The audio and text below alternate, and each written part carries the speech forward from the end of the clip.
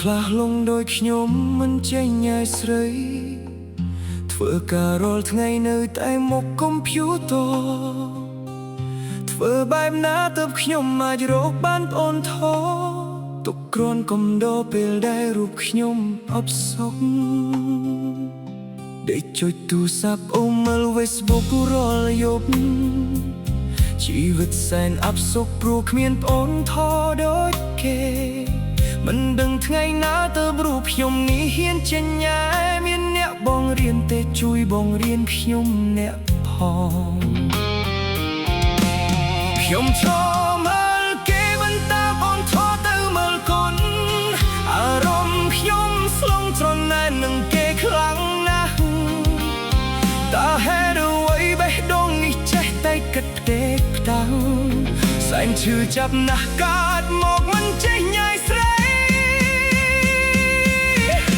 តើអ្នកណាខ្លះមានជីវិតដូចខ្ញុំទោះសាយទោះយំមិនដែលមានអ្នកខ្វល់ខ្វាយអារម្មណ៍ពេលនេះពិតជាសោកស្ដាយគឺសែនសោកស្ដាយដែលកើតមកមិនចេះញ៉ាយស្រី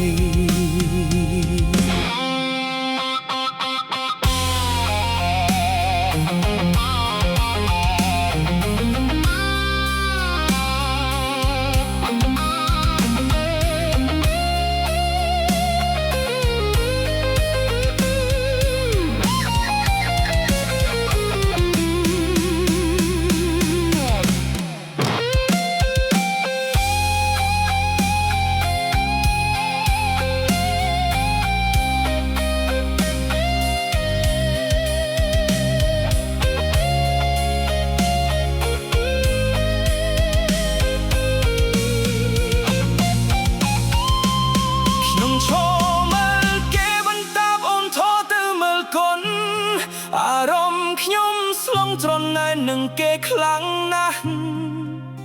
តើហេតុអ្វីបេះដូងនេះចេះតែគិតផ្ទេផ្តាំងសែនឈឺចាប់ណាស់កើតមកមិនចេះញ៉ាយស្រីតើអ្នកណាខ្លះមានជីវិតដូចខ្ញុំទោះសាយទោះយំមិនដែលមានអ្នកខ្វល់ខ្វាយអារម្មណ៍ពេលនេះពិតជាសោកស្ដាយគឺសែនសោកស្ដាយដែលកើតមកមិនចេះញ៉ែស្រី